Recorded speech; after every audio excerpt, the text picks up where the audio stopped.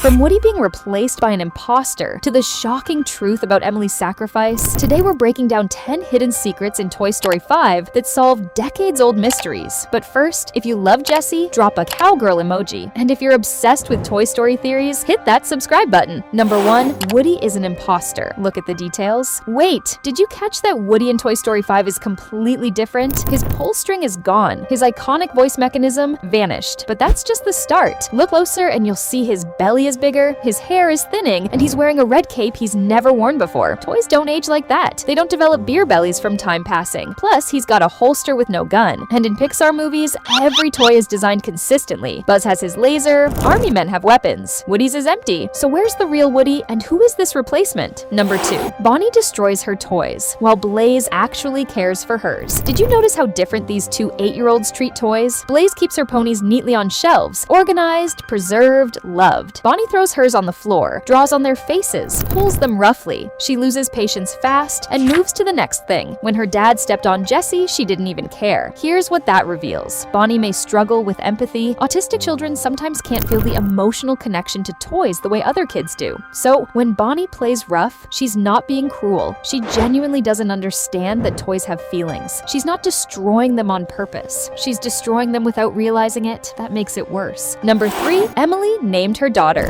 Jessie, and she's Andy's mom. For decades, fans theorized that Emily would grow up to be Andy's mother. Toy Story 5 finally confirms it, but with a twist. Emily's daughter is Andy's mom, not Emily herself. In Toy Story 5, Jessie finds a photo of adult Emily and her daughter. The daughter's name is Jessie, and when you compare her face to Mrs. Davis, eyebrows, eye shape, lighter eyes, the match is there. Kids have rounder faces, so it's not perfect, but it's intentional. The timeline works too. Emily would have had her daughter in the late 1960s, early 1970s. Her daughter Jessie could have had Andy in 1989. The ranch is on the outskirts of Andy's town, so Jessie moved around, ended up with Al, and somehow circled back to blood family. Emily never forgot her. She named her daughter after the toy she loved most. That's not coincidence, that's legacy. Number 4, Buzz has 2 heartbreaking moments that reveal his deepest fear. First moment, Woody comes back and Buzz is devastated to learn Jessie lied to him. He wasn't the one she turned to. He wasn't trusted. That hits deep. Second moment is worse. A group of Buzz clones is playing in nature. Kids show up, they grab one of the clones and take him away.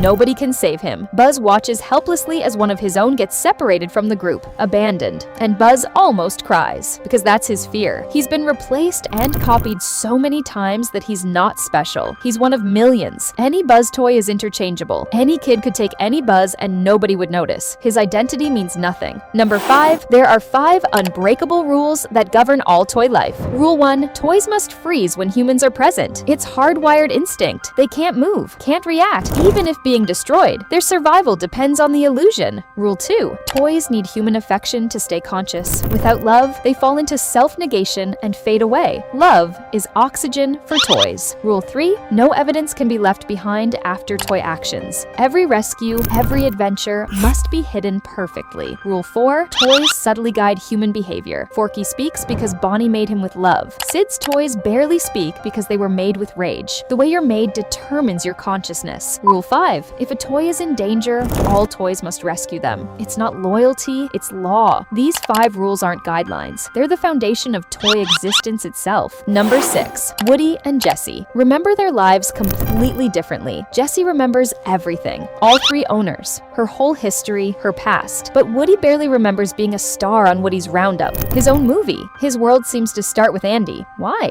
Woody wasn't always treated like a toy. Andy's mom called him a family heirloom. He was locked away, stored, preserved, never played with, never loved. It wasn't until Andy came that Woody was treated like an actual toy. Andy's love, even writing his name on Woody's boot, created a new identity. Woody's memory reset. Everything before was erased because nothing before mattered. Toys don't remember being stored. They only remember being loved. That's why Woody was devastated when Andy left. Andy was the first person who made Woody real enough to matter. Number 7, Buzz can't use a touchscreen, and it proves what he really is. When Woody and Buzz tried to use Lily iPad's tablet, Buzz couldn't tap the screen. He had no biological conductivity. Plastic hands can't interact with capacitive touchscreens the way human skin can. So he needed Sammy's paw instead. But this reveals everything. Buzz's entire identity is based on being a space ranger with advanced tech. His laser, his helmet, his jetpack, all useless. When he meets modern technology, none of it works. The self-proclaimed defender of the galaxy can't even operate a child's tablet. But here's the thing. Whenever a human enters the room, Buzz freezes instantly, just like every other toy. Even if Buzz mentally denies he's a toy, his body obeys the rules. His consciousness can lie, his body can't. He's trapped in plastic. That's the only real thing about him. Number 8, Buzz's inner voice. Took 20 years to understand. In Toy Story 4, Buzz discovered his inner voice. He pressed the red button on his chest, and it told him what to do. Attack. He led the team into action. But at the antique store, they failed. Buzz kept pressing the button, but it no longer gave him answers. The guidance was gone. That's when Buzz realized the truth. His inner voice wasn't spiritual guidance or alien communication. It was just the pre-programmed voice box built into his toy chest. For 20 years, Buzz believed he was accessing higher consciousness. He was just pressing a button and listening to a recording. But here's the beautiful part. Over time, Buzz learned to think for himself, not from the button, from actual experience, from being wrong and learning from it, from connecting with other toys. Buzz developed real consciousness, not because the button worked, but because Buzz finally stopped relying on programming and started actually thinking. Number 9, Emily didn't abandon Jessie. She protected her. At the end of Toy Story 5, Jessie finds a buried box under the old tree. Inside is a photo of adult Emily and her daughter with a message on the back signed by Emily's daughter, Jessie. Jessie always felt abandoned, but Emily never forgot her for a single day. Here's why Emily donated her to a museum. Jessie is a rare toy from the 1950s. Very few exist. She could be lost, broken, destroyed by time, but in a museum, Jessie would be protected. Professional preservation would keep her safe. Second, Emily believed things with real value should be seen by more people, not locked away. So she named her daughter Jessie to make sure the name lived on. She wanted more people to know Jessie's story. The donation wasn't abandonment, it was love. Emily was saying, "I love you so much that I'm willing to let you go so everyone else can love you too." Number 10, toy consciousness isn't magic, it's just love. Here's the final secret that ties everything together. Toys aren't alive because they're toys. They're alive because they're loved. Woody remembers Andy because Andy loved him. Jessie remembers Emily because Emily played with her every day. Buzz developed consciousness not from programming, but from connections with other toys. Even Forky could speak because Bonnie made him with her own hands and love. But toys without love stop existing. They don't vanish, but their consciousness fades. They become empty. This is what happened to the hundreds of Buzz clones. Hollow toys because nobody made them special. Nobody loved them individually. The 5 rules of the toy world aren't rules. They're just descriptions of what happens when toys exist in a world that doesn't understand them. They freeze because humans don't know they're alive. They need affection because consciousness dies without love. They hide evidence because the world would destroy them. They save each other because they're all that's left. Toy consciousness is the intersection of love and identity. When Emily loved Jessie, Jessie became real enough to remember. When Andy loved Woody, Woody became real enough to have a world. But toys do it alone. Frozen in time, never able to tell anyone the truth, never able to scream. They're only alive because someone loves them, and that love always ends. That's what toys really are. And that's 10 secrets that completely reframe who Woody is, what Bonnie is doing, and what toy consciousness actually means. Which one hit you the hardest? The impostor Woody, the Emily connection, or the dark truth about toy consciousness? Let me know in the comments. If you want to see even more Toy Story theories that break the entire franchise open,